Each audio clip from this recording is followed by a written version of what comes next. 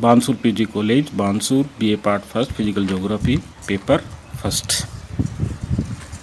मैं आपको आर्द्रता के बारे में बताना चाहता हूँ। आर्द्रता को ह्यूमिडिटी कहते हैं और इसका पर्यायवाची जलवाष्प भी होता है। तो वायु में उपस्थित जलवाष्प की जो मात्रा होती है उसको आर्द्रता कहते हैं। अब वायुमंडल में जो आर्द्रता होती है वो 0 से 5% होती है। औसत जो आर्द्रता होती है वो 2% होती है।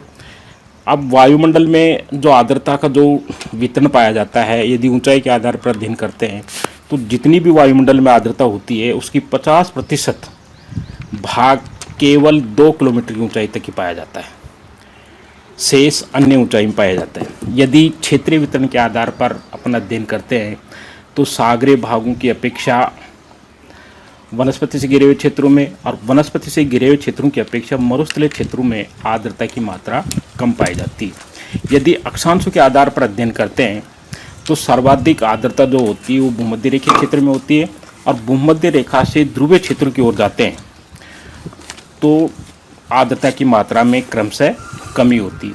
इसका मुख्य कारण ये है कि आर्द्रता का तापमान से प्रत्यक्ष संबंध होता है, क्योंकि ध्रुवीय क्षेत्र की ओर जाते हैं तो तापमान में भी कमी आती है। अब आर्द्रता का जो महत्व होता है ये वायुमंडल में बहुत अधिक महत्व होता है। यदि अब वायुमंडल में आर्द्रता नहीं होती तो ये संघनन की जो क्रियाएं होती हैं, जलवर्षा, हिम, कोहरा, धुंध इत्यादि क्रियाएं असंभव होती। वायुमंडल में गुप्त ऊष्मा जो होती है, वायु जलवाष्प में छुपी हुई जो ऊष्मा की जो मात्रा होती है उसे गुप्त ऊष्मा कहते हैं। जैसे 1 ग्राम बर्फ को जल में परिवर्तित करने के लिए 76 कैलोरी ऊष्मा की आवश्यकता होती है और 1 ग्राम जल को वाष्प में बदलने के लिए या गैस के रूप में परिवर्तित करने के लिए 607 कैलोरी की ऊष्मा की आवश्यकता होती है। अतः स्पष्ट है कि जल से वाष्प में परिवर्तित करने के लिए ऊर्जा की अधिक आवश्यकता पड़ती है। कई बार अपन ग्रीष्म ऋतु में यदि बैठे रहते हैं और पेड़ के नीचे बैठना अपने को ठंड महसूस होती है तो इसका जो कारण ये होता है कि सूर्य की जो किरणें पेड़ पर पड़ती हैं उसके कारण वाष्पीकरण होता है और वाष्पीकरण होने से उसके नीचे तापमान में क्या आ जाती है, कमी आ जाती है। ग्रीष्म ऋतु में अपन नहाते हैं तो शरीर ठंडक महसूस होता है, क्योंकि अपना शरीर का जो तापमान है वो भी उसमें बहुत खर्च हो जाता है, इसलिए अपने को क्या होती है, ठंडक महसूस होती है। यदि आप स्प्रिट की जो बूंद हथेली पर रखते हैं, थोड़ी देर बाद में देखते हैं तो स्प्रिट तो गायब हो जाती है, लेकिन आपकी हथेली जो होती है वो क्या करती है, ठंड महसूस करती है। क्योंकि ठंड इसलिए महसूस करती है कि आपकी हथेली का जो टेम्परेचर है वो अल्कोहल को खर्च करने में नष्ट हो गया।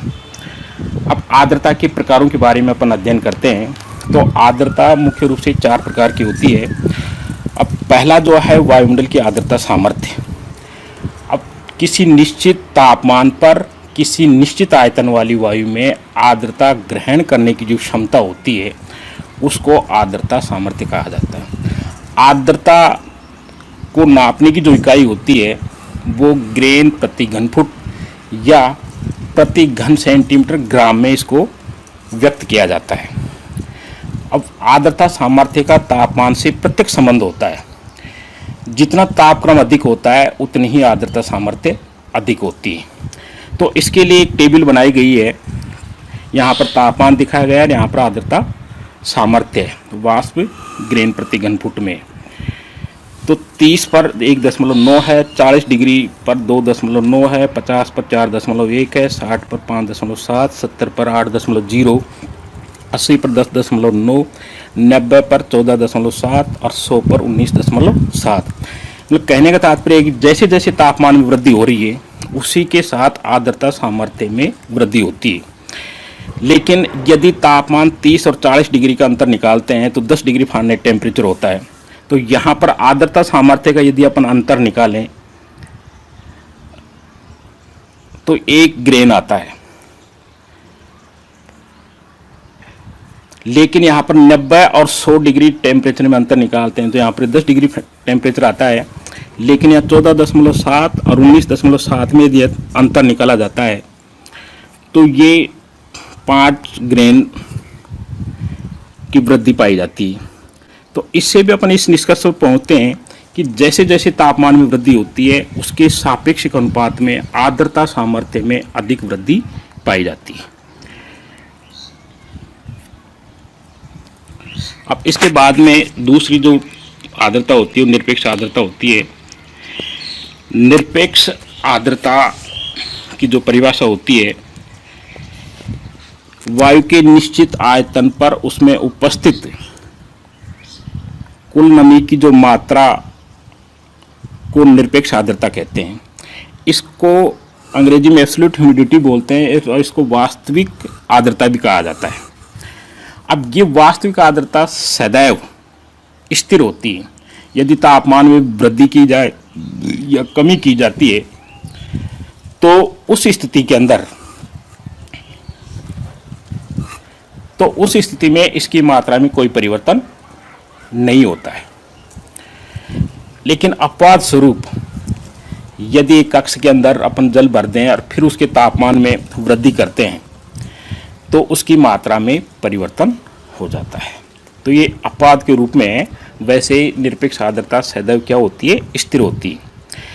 तीसरी सापेक्षिक आर्द्रता होती है। सापेक्ष आर्द्रता किसी निश्चित तापमान पर निश्चित आयतन वाली वायु में निरपेक्ष आर्द्रता और आर्द्रता सामर्थ्य का वास्तविक अनुपात या प्रतिशत को सापेक्ष आर्द्रता कहते हैं। तो सापेक्ष आर्द्रता हमेशा अनुपात में या प्रतिशत के रूप में व्यक्त की जाती है। तो सापेक्ष आर्द्रता ज्ञात करने का सूत्र होता है निरपेक्ष आर्द्रता बटा आर्द्रता सामर्थ्य गुणा 100। अब सापेक्ष आर्द्रता एक तालिका के द्वारा इसको समझाया गया है। यहाँ पर तापमान है, यहाँ पर आर्द्रता सामर्थ्य है, यहाँ पर निरपेक्ष आर्द्रता है, यहाँ पर सापेक्ष आर्द्रता प्रतिशत में है। तो आर्द्रता सामर्थ्य में जैसे जैसे तापमान में वृद्धि हो रही है आर्द्रता सामर्थ्य में भी वृद्धि पाई जाती है। लेकिन निरपेक्ष आर्द्रता सदैव क्या रहती है? स्थिर रहती है। तो इसका 1.9। लेकिन अब सापेक्षिक आर्द्रता का यदि अपन अध्ययन करते हैं तो सापेक्षिक आर्द्रता के अंदर जैसे जैसे तापमान में वृद्धि होती है वैसे ही सापेक्षिक आर्द्रता में कमी पाई जाती है। तो सापेक्षिक आर्द्रता का तापमान से विपरीत विलोम संबंध होता है। विलोम संबंध होता है।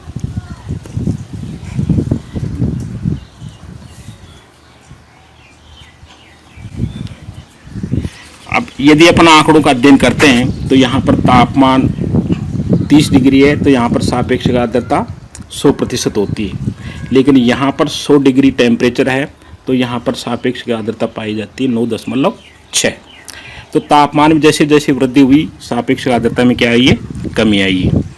लेकिन यदि अपन इसको उल्टा करके देखते हैं तो जैसे जैसे तापमान में कमी आती है वैसे वैसे सापेक्षिक आर्द्रता में वृद्धि पाई जाती है।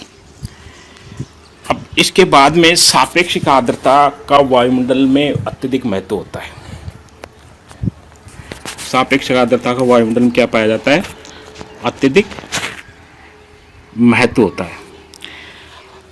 सापेक्षिक आर्द्रता के आधार पर मौसम जो विद होते हैं वो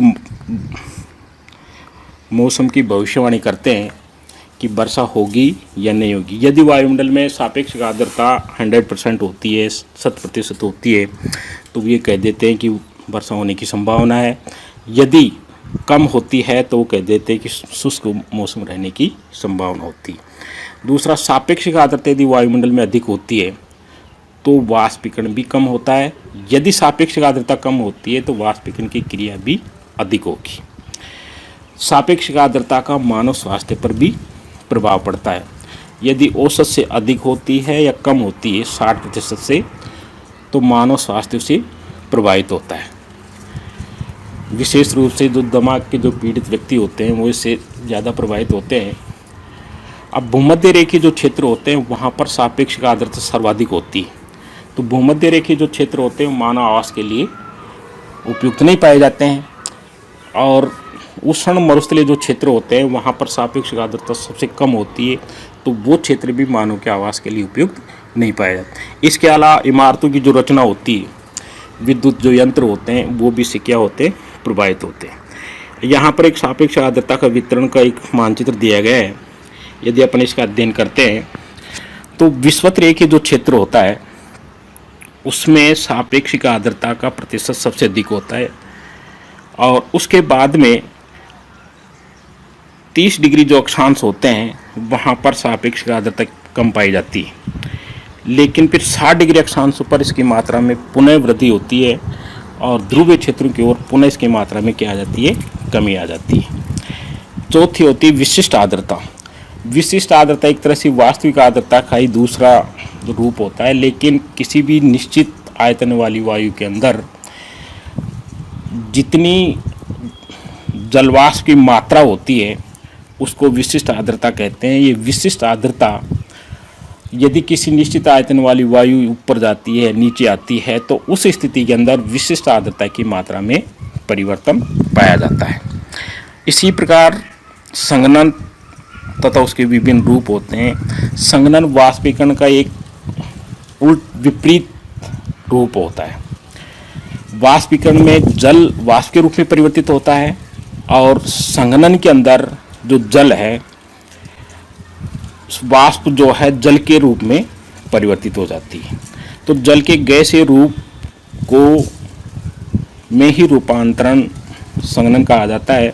संघनन वाष्पीकरण का विलोम रूप होती है। एक संतृप्त हवा उसे कहते हैं जिसमें आर्द्रता सामर्थ्य और निरपेक्ष आर्द्रता यदि 100% हो जाती है तो उस स्थिति को संतृप्त हवा कहा जाता है।